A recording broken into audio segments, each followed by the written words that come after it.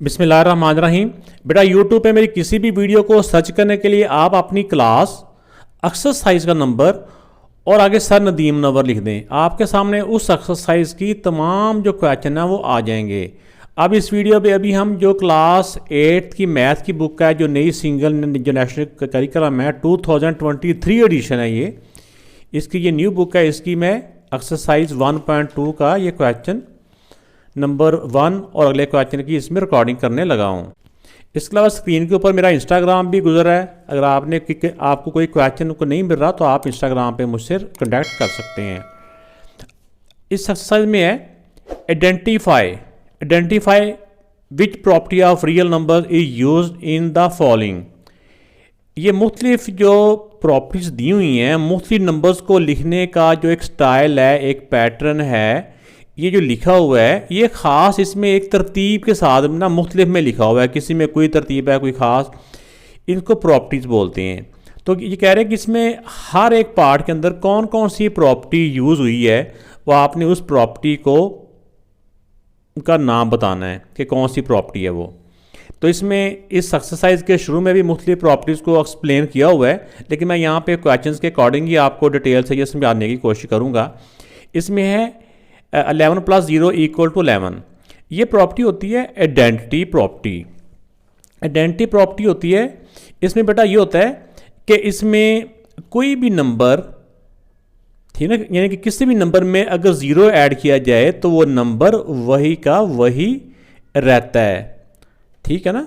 तो अगर तो आइडेंटिटी का मतलब ये होता है कि शनाख्त करना, पहचान करना, यानी कि ये नंबर अपनी पहचान ख़त्म नहीं करता। पहले भी 11 था, इसमें 0 प्लस हुआ तो नंबर फिर 11 का 11 ही रह गया। यानी किसी भी नंबर में 0 ऐड किया जाए तो वो नंबर वही का वही रहता है। तो ये आइडेंटिटी प्रॉपर्टी होती है। कौन सी? एडेटिव आइडेंटिटी या आइडेंटिटी प्रॉपर्टी। तो इसके साथ मैंने इस तरह करके लिख भी दिया। इसको आइडेंटिटी प्रॉपर्टी भी कह सकते हैं, या बेहतर होता है एडेटिव आइडेंटिटी प्रॉपर्टी। प्रॉपर्टी आपने सबके आगे साथ लिखते जाना है। एक ये वाला पार्ट पहला, और इस तरह सेम ये जो 8th पार्ट है, इसमें भी देखें भी किसी भी नंबर में 0 ऐड किया जाए तो वो नंबर वही का वही रहता है। तो ये जो 8th पार्ट है ये भी एडेटिव आइडेंटिटी प्रॉपर्टी, इसमें इसकी जो प्रॉपर्टी है वो एडेटिव आइडेंटिटी प्रॉपर्टी है। तो ये मैंने 8th पार्ट के आगे भी एडेटिव आइडेंटिटी प्रॉपर्टी लिख दिया। अब आ जाए सेकंड वाला जो पार्ट है वो, इसमें देखें कि टोटल इसमें 3 नंबर हैं, XYZ। तो एक तरफ एक तो यह है कि ये तीनों आपस में मल्टीप्लाई हो रहे हैं। डॉट का मतलब होता है ये मल्टीप्लाई हो रहे हैं। एक तरफ अगर बाद वाले 2 ब्रैकेट में है तो दूसरी तरफ पहले वाले 2 ब्रैकेट में है। तरतीब उनकी वही है, XYZ। लेकिन फ़र्क यह है कि अगर एक तरफ बाद वाले ब्रैकेट में है तो दूसरी तरफ पहले वाले ब्रैकेट में है। तो ये अगर इस तरफ पहले वाले ब्रैकेट में होते हैं, दूसरी तरफ बाद वाले ब्रैकेट में होते हैं, तो वो भी एक ही बात है। तो इसमें ये होता है ये एसोसिएटिव प्रॉपर्टी। कौन सी प्रॉपर्टी? एसोसिएटिव। अगर ये मल्टीप्लाई हो तो विद रिस्पेक्ट टू मल्टीप्लाई। तो इस तरह से मैंने लिख दिया associative property with respect to, आगे ये जो मल्टीप्लाई का साइन है ना, इसको कह देंगे with respect to multiplication. With respect to का मतलब होता है कि मल्टीप्लाई के लिहाज से, क्योंकि ये वाली प्रॉपर्टी होती है ना, ये एडिशन के लिहाज से भी होते हैं। बीच में प्लस माइनस के साइन होते हैं तो वो भी हो सकते हैं। अगर मल्टीप्लाई आ रहा हो तो फिर विद रिस्पेक्ट टू मल्टीप्लाई, यानी मल्टीप्लाई के लिहाज से ये एसोसिएटिव प्रॉपर्टी है। बिल्कुल इसी तरह ही 3 नंबर हों और तरतीब के साथ देखिए ये 9 नंबर पे है, 19, 12 और 8। 19, 12 और 8 इस तरफ पहले 2 ब्रैकेट में है तो दूसरी तरफ बाद वाले 2 ब्रैकेट में है। ठीक हो गया। तो ये भी एसोसिएटिव प्रॉपर्टी होगी। इसी तरह एसोसिएटिव प्रॉपर्टी है, लेकिन इसके दरमियान में आप देख रहे हैं कि इसमें जो है ना प्लस की जो पॉजिटिव साइन है, तो इसको बोलेंगे विद रिस्पेक्ट टू एडिशन। यहाँ पे प्लस का साइन लगा देंगे। तो ये एसोसिएटिव प्रॉपर्टी, ठीक है ना। आगे प्रॉपर्टी मैंने लिखा नहीं है, स्पेस कम थी। Associative property with respect to addition. Addition का ये साइन जो सिंबल है ना, यही हमने लगा देना है। इसके भी पूरे स्पेलिंग लिखने की ज़रूरत नहीं है, ऐसे ही मैथ में ये लिखते हैं। अब इसके अलावा देखें एक ये है, इसमें 10th पार्ट है, इसमें भी एक वैल्यू 2, 3, यानी कि -3, 23 और 48। इस तरह भी वही 3 नंबर्स हैं, उसी तरतीब के साथ हैं। तो इसमें अगर लेफ़्ट साइड पे आखिरी 2 ब्रैकेट में है तो दूसरी तरफ पहले 2 ब्रैकेट में है। तो ये भी एसोसिएटिव प्रॉपर्टी कहलाएगी। इसमें भी आप में देख रहे हैं कि इसमें भी प्लस माइनस के साइन है, तो इसको भी ऐसे ही लिखेंगे with respect to addition. Associative property इसके साथ भी यही वाला आ जाएगा, associative property with respect to addition. अगर मल्टीप्लाई का साइन हो तो फिर विद रिस्पेक्ट टू मल्टीप्लिकेशन हमने कहना होता है। तो ये बेटा मैंने इसके साथ भी पूरा ही लिख दिया है, पूरी statement, associative property with respect to addition. Next part है ये +12, फिर दूसरी तरफ आ जाता है नेगेटिव का 12 है इक्वल टू 0। इसमें एक तो ये होता है कि दोनों नंबर सेम होते हैं, सिर्फ इनके साइन एक दूसरे के अपोजिट होते हैं, ठीक है ना। एक ये बात भी इसका ट्रिक ध्यान में रखें, या फिर ऐसे भी कि ऐसे दो नंबर जिनको प्लस करने से आंसर 0 आए, ठीक है ना, तो वो दोनों नंबर एक दूसरे के क्या कहलाएंगे, additive inverse. Additive inverse, additive से ऐड होता है ना, ऐड, इनवर्स माना उलट, यानी ऐड का उलट क्या होता है, ये प्लस का उलट क्या होता है, माइनस, यानी एक प्लस है तो वही नंबर माइनस में है, तो इसको बोलते हैं एडेटिव इनवर्स। तो ये इसका एडेटिव इनवर्स हमने कर दिया। यानी इसमें एडेटिव इनवर्स क्या होता है, इसमें नंबर सेम होते हैं, सिर्फ उनके साइन अपोजिट होते हैं, साइन एक दूसरे के अपोजिट होते हैं। और दूसरी उसमें ये भी होता है कि उन दोनों नंबर्स को जब हम ऐड करते हैं तो उनका आंसर 0 आता है। बस आप साइन जो इनके अपोजिट होते हैं ना, उसी से ध्यान में रखें, ये एडेटिव इनवर्स। इस तरह का एक सेम यही प्रॉपर्टी एक और भी इसमें पार्ट में आ रही है। जैसे ये देखें, इसमें जो पाए है ये पॉजिटिव है, दूसरा पाए नेगेटिव है, दोनों सेम है लेकिन साइन में डिफरेंट है, तो ये भी हो जाएगा एडेटिव इनवर्स प्रॉपर्टी। तो ये जो 15 पार्ट है इसके साथ भी मैंने एडेटिव इनवर्स प्रॉपर्टी ये लिख दिया।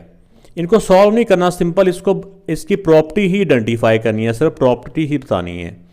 अच्छा, अब हम यहाँ पहुँचे थे। ये ऐसे होता है कि जो सेम होते हैं ना, मैं उनको एक ही मतलब सारों को बता देता हूँ ताकि फिर बार बार ना वो मुश्किल हो जाता है।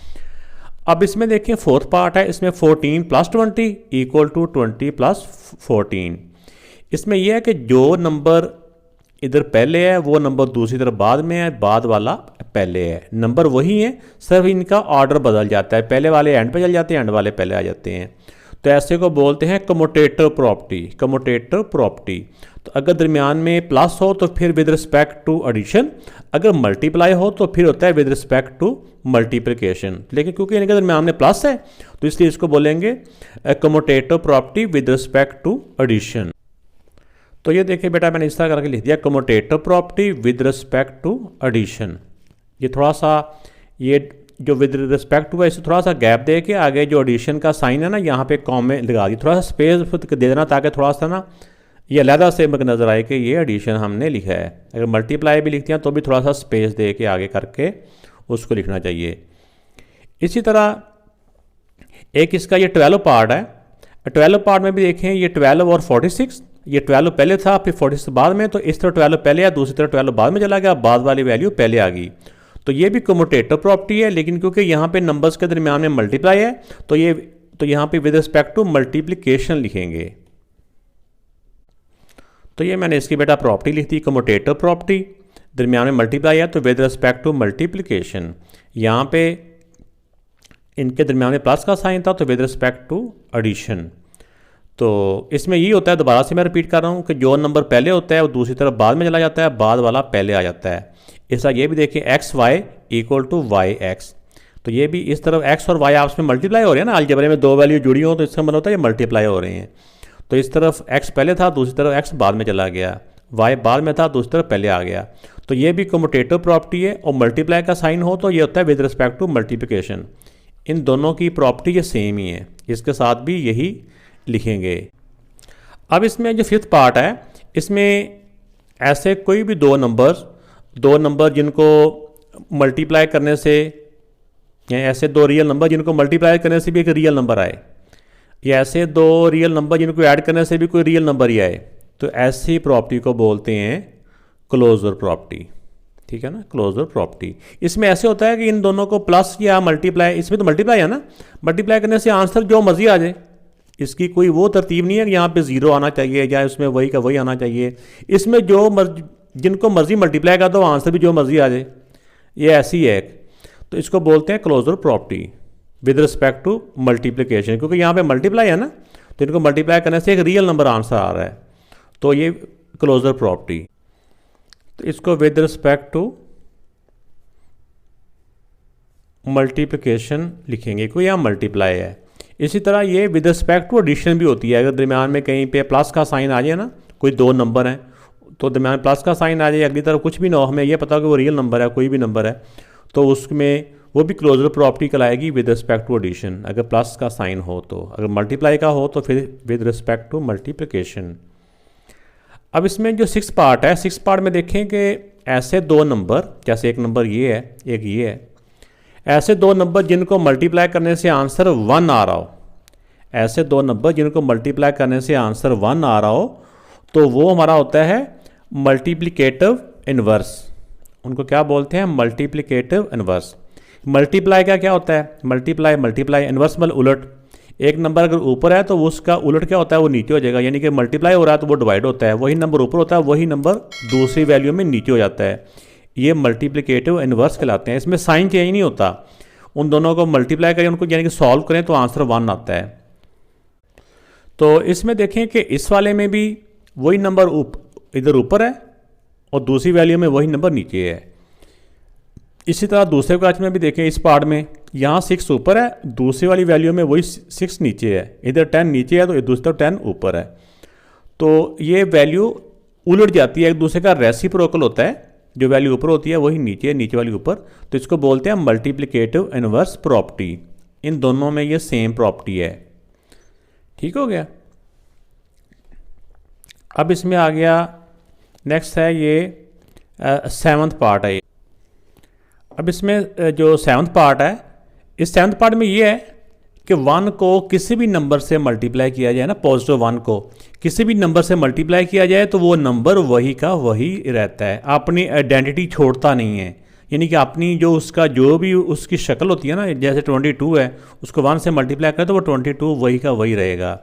इस तरह यहाँ पे भी देखो 89 को अगर 1 से मल्टीप्लाई करें तो ये भी 89 का 89 ही रहेगा। अगर नंबर वही का वही रहे, ये होती है आइडेंटिटी प्रॉपर्टी। आइडेंटिटी प्रॉपर्टी होती है, लेकिन अगर ऐड करने से नंबर वही का वही रहे तो वो होती है एडेटिव आइडेंटिटी। लेकिन ये जो मल्टीप्लाई करने से नंबर वही का वही रहे ना, ये होती है मल्टीप्लिकेटिव आइडेंटिटी। Multiplicative identity.